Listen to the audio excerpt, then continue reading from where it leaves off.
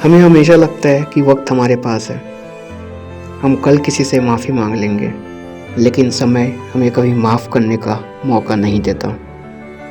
मेरा नाम अश्विन है और आज जो मैं आपको बताने जा रहा हूँ वो कोई कहानी नहीं, वो मेरे दिल का बोझ है जो मैं पिछले 9 साल से लेकर चल रहा हूँ।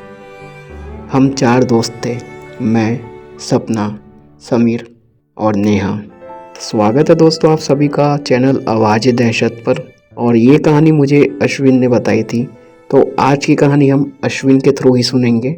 देर न करते हुए हम कहानी की तरफ बढ़ते हैं। ये कहानी आपको बताएगी कि कैसे इन 4 दोस्तों की एक छोटी सी गलती ने इनकी हंसती खेलती ज़िंदगी को शमशान में बदल दिया।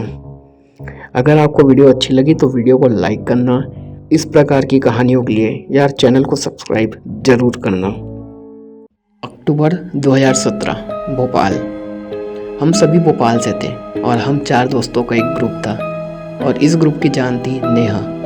नेहा कभी शांत नहीं बैठती थी, हमेशा अपने साथ अपना कैमरा लेकर चलती थी, चेहरे पर एक बड़ी स्माइल और उसके दिमाग में क्रिएटिव आइडियाज़। हम सब अपनी अपनी एक नई जर्नी स्टार्ट करने वाले थे। उससे पहले हमने सोचा कि क्यों ना एक ट्रिप हो जाए। हम चारों ने रोड ट्रिप प्लान किया, छत्तीसगढ़ का। हम सब छत्तीसगढ़ पहुँचे, वहाँ घूमा फिरा, एंजॉय किया, हंसी मजाक, कैंप फायरिंग, फ्यूचर की बातें की, सबके प्लान्स सुने, सब कुछ एकदम अच्छा था। हमें बहुत अच्छा लगा। अब हम वापस अपने अपने घर आने के लिए लौट रहे थे। शाम होने लगी थी, जंगलों के बीच गाड़ी धीरे धीरे चल रही थी। जैसे ही छत्तीसगढ़ का बॉर्डर हमने क्रॉस किया, अचानक से नेहा एक्साइटेड होकर चिल्लाती है कि अरे गाड़ी रोको यहीं पर। मैंने तुरंत ब्रेक लगाया और नेहा की तरफ देखा और पूछा कि क्या हुआ। नेहा बोली कि गैस सुनो, देखो मुझे कंटेंट मिल गया है और हम यहाँ पर एक फेक हॉरर ब्लॉग बनाते हैं, देखना ये पक्का वायरल जाएगा। जैसे ये बात सपना ने सुनी तो सपना ने बोला कि देख ये सब करना सही नहीं है, शाम भी हो रही है और जंगल में देर रात तक रुकना अच्छी बात नहीं होती। नेहा ने हम सभी को कन्विंस कर लिया। अच्छा, अब बात ये थी कि कंटेंट क्या शूट होगा। तब नेहा हमें रोड की दूसरी तरफ इशारा करती है। वहाँ पर एक झोपड़ी थी जो टूटा फूटा दिख रहा था, उसका दरवाज़ा भी ठीक से नहीं था। तो नेहा बोलती कि देखो मैं कैमरा ऑन करूँगी और उसके अंदर जाऊँगी, तुम सब फ्रेम में इधर उधर भागते रहना ताकि वो थोड़ा सा भूतिया लगे। हमने भी नेहा का साथ दिया। जैसे ही कैमरा ऑन हुआ हम सब वैसा ही करने लगे जैसा नेहा ने हमें बताया था। हम अपना अपना काम करके गाड़ी के पास आकर खड़े हो गए। नेहा अब भी उस झोपड़े के अंदर थी। थोड़ी देर बाद अचानक से नेहा की चिल्लाने की आवाज़ आती है, बचाओ करके। तब समीर कहता है कि यार ये लड़की क्या एक्टिंग करती है, इसे तो ऑस्कर मिलना चाहिए। तभी हमने देखा कि नेहा भागते हुए आ रही है, उसके हाथ में कैमरा भी नहीं है, उसका चेहरा पूरा पसीने से लथपथ है। वो हाँफते हुए हमें देख रही थी और वो बोलने लगी यार देखो अंदर अंदर कोई है, वहाँ कोई बूढ़ी औरत जैसी खड़ी है। तो मैंने बोला कि देख नेहा अब एक्टिंग बंद कर, काफ़ी शूट हो गया है, इतना कंटेंट काफ़ी है। नेहा बोलने लगी वो कोई मजाक नहीं कर रही है ऐसा वैसा। हम सब थोड़ा फ्रस्ट्रेट हो गए थे क्योंकि हम सब थके हुए थे, वापस भी आना था। तो हमने नेहा को गलत साबित करने के लिए बोला कि चल हमारे साथ। हम अंदर गए। अंदर कुछ नहीं था, बस फटे पुराने कुछ कपड़े थे, एक टूटा हुआ लोहे का बेड था, 3-4 ऐसी कपड़े वगैरह लटके हुए थे। अंदर वहाँ कोई इंसान नहीं था। नेहा बोलती कि मैं झूठ नहीं बोल रही हूँ, मैंने सच में यहाँ किसी को देखा था। ये सब मैंने और समीर ने नेहा के ऊपर चिल्ला दिया। अब नेहा एकदम चुप हो गई थी। हम सब गाड़ी में बैठे, गाड़ी धीरे धीरे चलने लगी थी। नेहा एकदम चुप थी, वो बस अंधेरे की तरफ देखे जा रही थी। मुझे लगा कि यार शायद मैंने ज़्यादा चिल्ला दिया नेहा को, कल मैं इससे बात कर लूँगा। हम सब अपने अपने घर पहुँच गए। अगले दिन से सब अपने अपने काम पर चले गए। सपना की जॉब पुणे में लग गई, वो पुणे चले गई। समीर भी दिल्ली चला गया और मैं अपने फैमिली बिजनेस में लग गया। इस बीच मैंने नेहा को फ़ोन वगैरह करने की ट्राई की, सपना ने भी फ़ोन करने की ट्राई की, लेकिन वो हमारे फ़ोन उठाती ही नहीं थी। हमें लगा कि शायद ठीक है, गुस्सा शांत होगा, उसके बाद बात कर ही लेगी, कभी ना कभी तो बात कर लेगी। अब ऐसा करते करते 4 महीने हो गए थे। नेहा का बर्थडे आ रहा था। मैंने सोचा कि यार ये हमारे मिलने का अच्छा समय है, इससे हमारी नेहा से भी बात हो जाएगी और हम सब आपस में मिल भी लेंगे, एक अच्छा दिन बन जाएगा। नेहा के बर्थडे से कुछ दिन पहले ही हम नेहा के घर पहुंचे। डोरबेल बजाई, गेट नेहा की मम्मी ने खोला।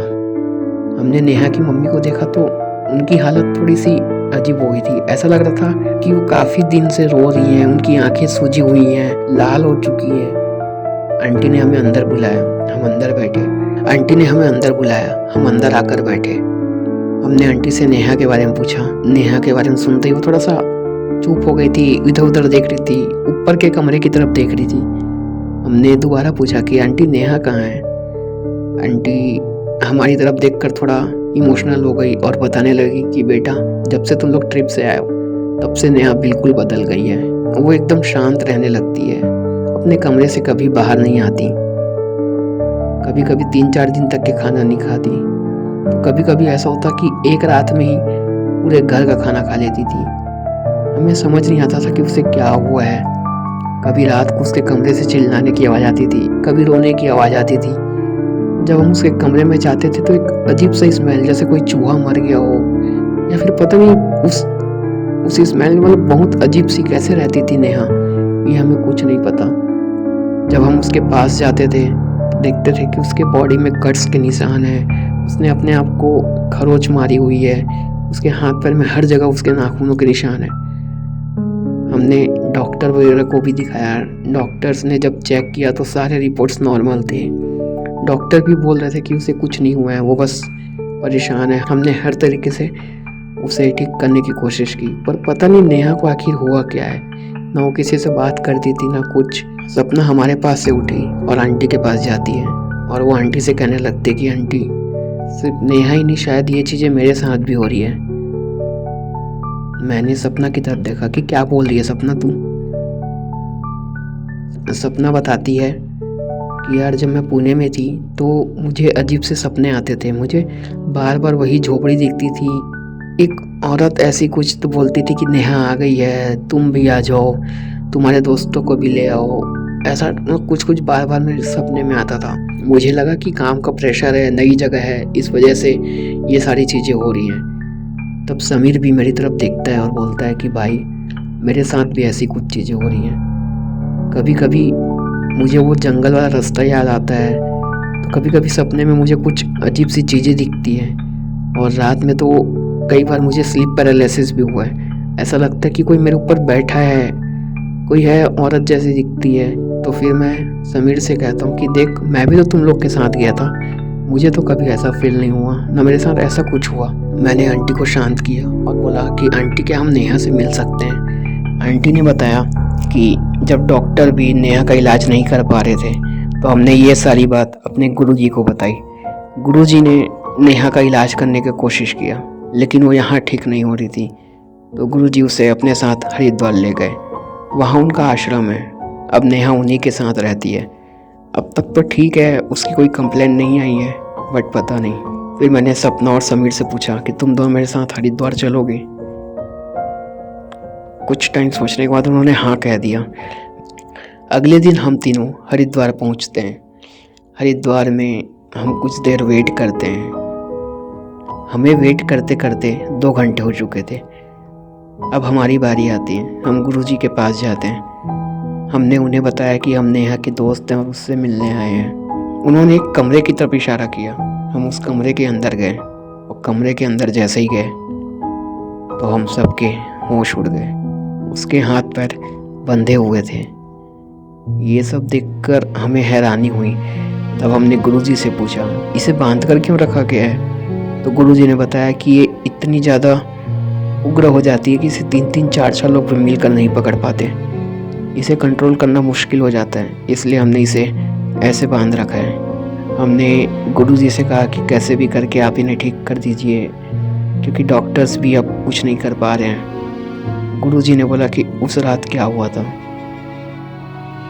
तो हम तो पहले नाटक करने लगे कि हमें पता नहीं क्या हुआ था, पता नहीं कैसे हो गए। गुरुजी ने हमारी तरफ देखा और सीधे से पूछा कि उस रात झोपड़ी के अंदर क्या हुआ था। हमने गुरुजी को सारी बात बता दी। गुरुजी ने कहा कि ठीक है, नेहा ठीक हो सकती है, लेकिन इसका इलाज वहीं होगा जहाँ से ये परेशानी शुरू हुई थी। हम सब वापस भोपाल आ गए और गुरुजी से जो भी बात हुई थी वो आंटी को बताई। आंटी अंकल भी हमारे साथ आने के लिए तैयार थे। अगली सुबह गुरुजी पहले भोपाल आए, उनके साथ कुछ और लोग भी थे और नेहा भी थी। नेहा बेहोश थी। हम सब वो झोपड़ी वाली जगह पहुंचते हैं। गुरुजी ने सबसे पहले उस झोपड़ी की तरफ देखा। कुछ देर तक देखते रहने के बाद उन्होंने बोला कि आज रात ही हमें ये पूजा करनी होगी। एक अनुष्ठान करेंगे जिससे हो सकता है कि नेहा को कोई राहत मिल जाए। हम सब तैयार हो गए। गुरुजी अपने शिष्यों के साथ पूजा पाठ की तैयारी कर रहे थे।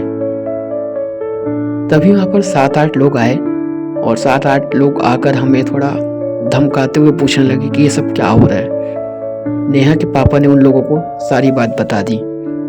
तो उनमें से एक आदमी ने बोला कि हाँ, ये जगह उस औरत की तो है, क्योंकि सालों पहले हमारे गांव में छोटे बच्चे और जवान लड़कियां गायब हो रही थी।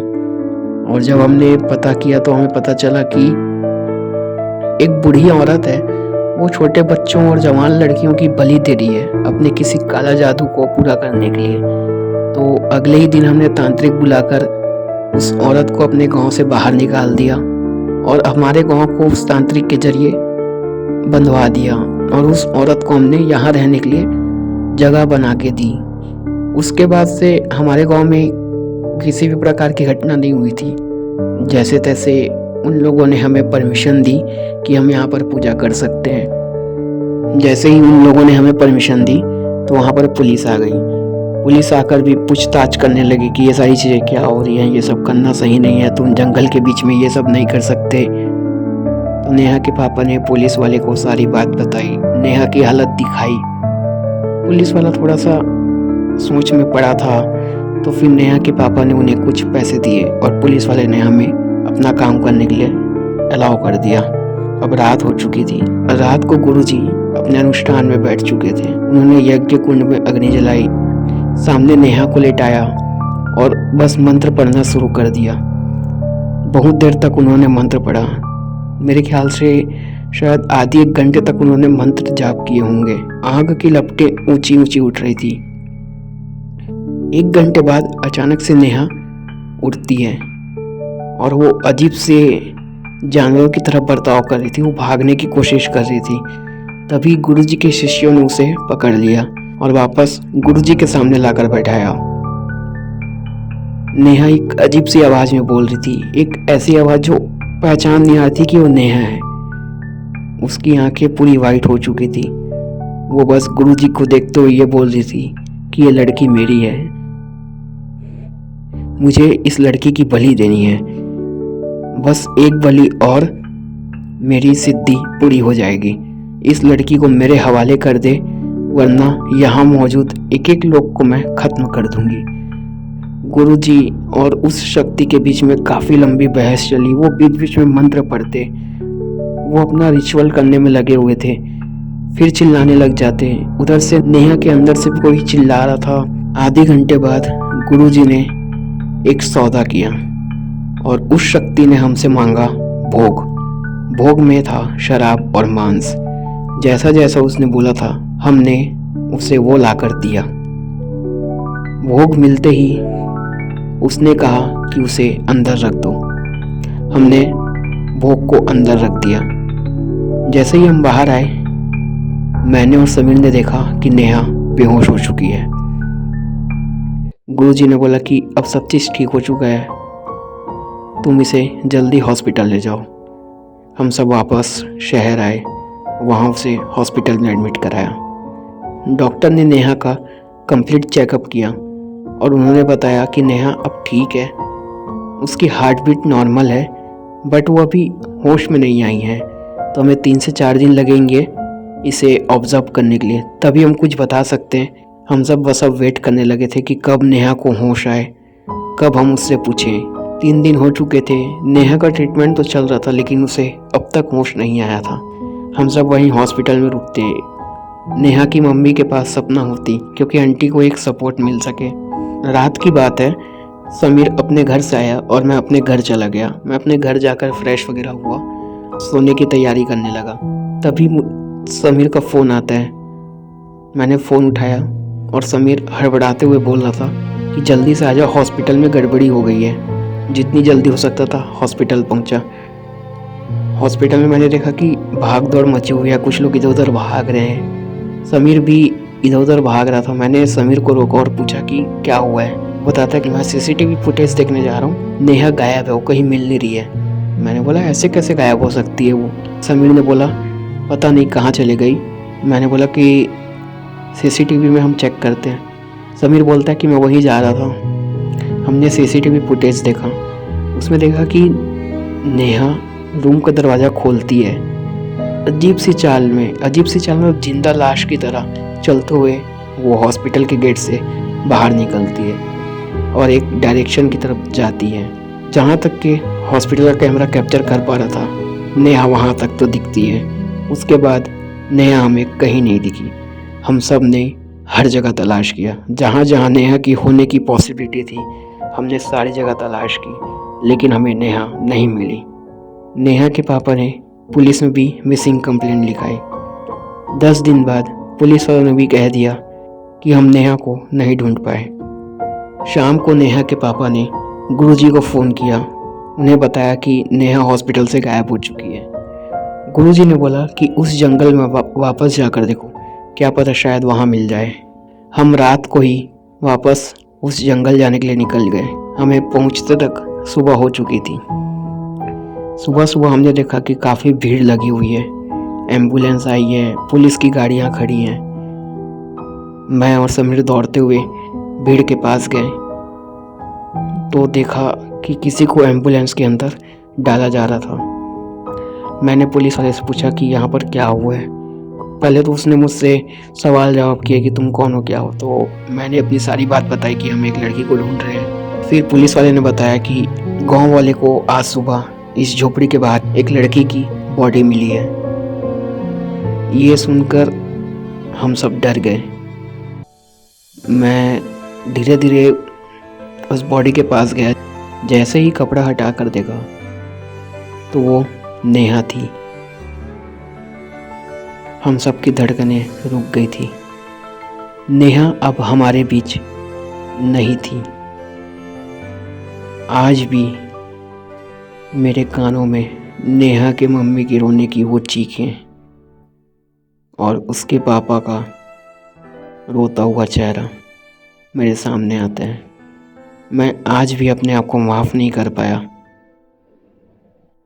कि हमारी एक छोटी सी गलती, एक छोटा सा मजाक कैसे हम सब की एक ख़ास दोस्त, हमारे ग्रुप की जान नेहा को लेकर चली गई। जब नेहा की पोस्टमार्टम रिपोर्ट आई तो रिपोर्ट में लिखा था हार्ट अटैक और फाइल वहीं पर बंद हो गई। लेकिन हम जानते हैं सच क्या है। हम जीत कर भी हार गए थे। आज 2026 है। सपना और समीर ने कभी उस टॉपिक पे दोबारा बात नहीं की। हम अंदर से खाली हो चुके हैं। दोस्त, आखिरी में बस यही कहूँगा, अनजान रास्तों पर, सुनसान जगहों पर कभी मजाक मत करना, क्योंकि कुछ दरवाजे ऐसे होते हैं जो अगर एक बार खुल जाए तो फिर कभी बंद नहीं होते। तो दोस्तों, ये थी अश्विन और उसके दोस्तों की आप बीती जो अश्विन ने मुझसे बताई थी। और अगर आपको वीडियो अच्छी लगी हो तो वीडियो को लाइक करें और ऐसे ही कहानियों के लिए चैनल को सब्सक्राइब ज़रूर करें।